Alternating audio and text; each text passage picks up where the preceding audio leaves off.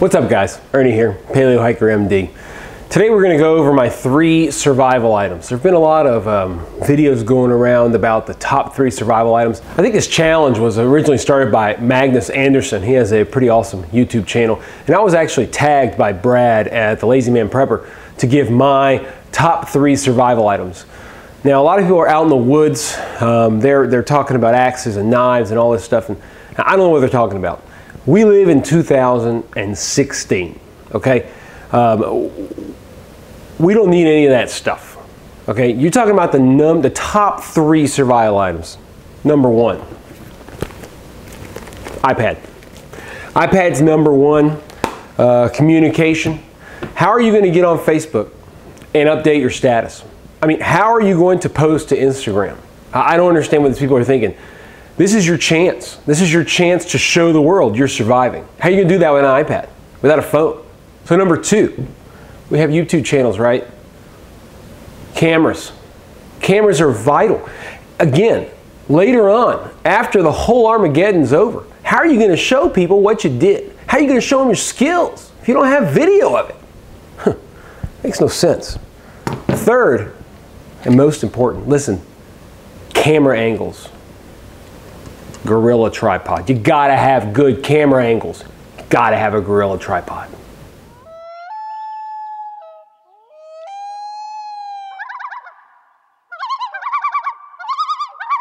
Okay, so let's talk real survival. Not 2016 social media survival. I was tagged by Brad at the Lazy Man Prepper, and I appreciate that, man. I appreciate the opportunity to throw my hat in the ring and give my 3 survival items. Now, I think it's important that we talk about environment, where you live. Are you, certain people have more urban environments. Leo at Irish Zombie Nation did his, more of an urban environment. I kind of live in a suburban environment. I certainly have a city that I live in, but I live out of town. And in general, I live in a country setting. I think that's the easiest way to put it. The population of my town is not huge. So that changes the way that I would prepare for a survival situation. The other question is, what kind of a survival situation are you talking about? Are you talking about a real, I'm lost in the woods type of Survivor Man survival situation? Or are you talking about, I need to take care of my family and I need certain things to be able to do that type of situation? I think they're very different. So the word survival is a very big word. So we have to kind of hone in on exactly what we mean. So what I'm going to talk about is survival from the standpoint of me, by myself, in a situation where I need to survive for a certain number of days, not knowing when I'll be back home, and not knowing exactly when the survival situation is going to end. It's only 3 items. I mean, we could all list 50 items we wish we had, but what are the 3 that we really think we need? So let me talk about a couple that I thought about but didn't make the list. First is a container. A lot of people say, you need a container. You need to be able to boil water. Well, yes and no. We live in a world full of trash. No matter where you are, there are containers everywhere. Metal containers, plastic containers, anything you want.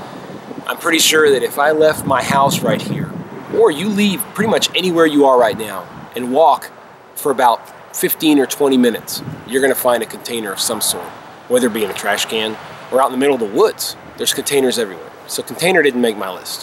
What about cover? I mean, do we need cover in a survival situation? And I think that, yes, you do, but of course, bringing a tarp out of your 3 items I think is probably fairly foolish because you could easily make cover. So that was pretty quickly out of my list. What about a gun? Now, I mean, a lot of people have included a weapon, and I certainly think that's very valid. In fact, my 6-hour Mosquito 22 almost made the list. You think 22? Why would you bring a 22? You need something with more stopping power. Yes and no. I saw it more as a dual-purpose, weapon. The beauty of a 22, and the reason that I like 22 caliber for my survival guns, not only can I use it as a deterrent, but I can also use it to hunt with. I can hunt small game with a 22. If I carry my 9mm, my 357 Magnum, you shoot a squirrel with a 357. First of all, it's pretty hard to do, and second of all, you're not gonna have much squirrel left. And if you're talking about survival, not protection, talking about survival, I think a 22 caliber would be best. And it almost made my list, but it didn't. So let's talk about the 3 items that did make my list. So number 1, you can survive 30 days without food, maybe more. You can't survive more than 3 days without water. And yes, I could carry a container and I could boil water. But again, like I said, I think I could find a container. So my first item is a Sawyer Mini water filter. It's got a 1,000,000 gallon guarantee. It's easy to flush out, and I can get water from pretty much any source and drink it reliably. When the settlers were just starting across the country, across our nation, the first thing they had to find was reliable water. First thing they did was dig a well. If you're looking for a homestead, you've got to have reliable water. So if you're going to be in a survival situation, you got to have reliable water. I would rather trust no parts and pieces, nothing that can break water filter, and take my chances on finding a container out somewhere else. So number 2 is fire. Fire in damp situations, even with friction methods, can be very difficult. We see some of the best survivalists, or very, very experienced survivalists on shows like Alone, have a hard time making friction fires because of the moisture. Again, I live in Louisiana. The humidity here is like 1,000% all the time. You can basically drink the air if you want to. And it makes fire lighting difficult. It makes most of your fire lighting tinder and wood more challenging. So I definitely need a source of ignition. If I'm going to bring a source of ignition, I'm bringing the bad boy. This is the Nathan 4071 Super Monster Ferro Rod. I don't know how many strikes are in this thing, but it's a bunch. Tied to it is a high-speed striker and a handmade fat wood handle that I made. This thing makes sparks like you wouldn't believe. Fire. Third, some of you guys did not listen appropriately to the first couple of videos, whether it be Prepared Mind 101, Chris over there, or Magnus Anderson's original video. He said you could have 2 blades.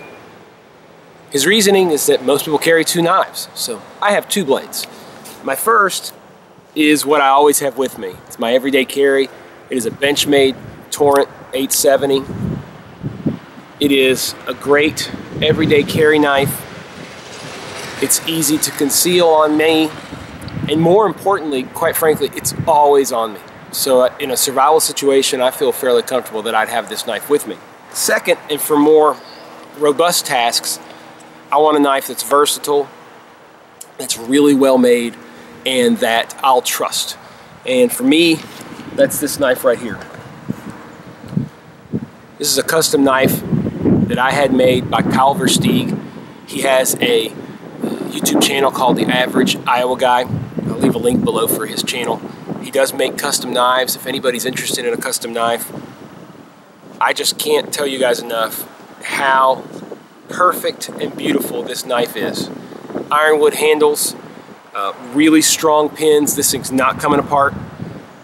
It's got high carbon steel with a blade that is wicked sharp. And it's easy to maintain because it's a Scandinavian grind, and I find those the easiest to maintain.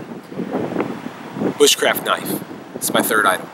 So there you go, guys. That's a little bit of the things that I chose, and even a little bit of the things I didn't choose and why. I think survival is such an interesting concept. It's such an interesting topic because it means different things to different people. To me, in a situation where I'm surviving by myself, it's a lot different than if I'm surviving with my family. It would be hard to pick 3 things to survive with my family, but quite frankly, it might be the same 3 things. We could all get water, I can make a fire to warm everybody, and I'd have a knife that would help me process wood down to make a fire. Can I process large wood? No, I can't, but I have 3 items, and I'm not gonna bring a saw or an axe over these other 3 items. All right, so now I get to do my tags. So my tags are Morgan at Armed Rogue. I know that you're about to pop with Baby Rogue anytime soon, but I think you could maybe throw a bone out there and tell us what your top 3 survival items are. Hey Ethan, how about you, man? EDC Adventures. What are your top 3 survival items and why? That's my second tag. And for my third tag, how about Mr. Versteeg himself, Average Iowa Guy? Kyle, what would you take as your 3 most important survival items? So there you go, guys. That's my video on the 3 most important survival items. Appreciate you guys tuning in. Really helps if you guys give me the thumbs up, so if y'all could do that below, please do that for me. Helps the channel tremendously. As always, appreciate you guys watching. Like, comment, subscribe, share, whatever you want to do. Stay tuned for more videos here. I got lots planned, and I think it's going to be pretty exciting. Thanks, guys.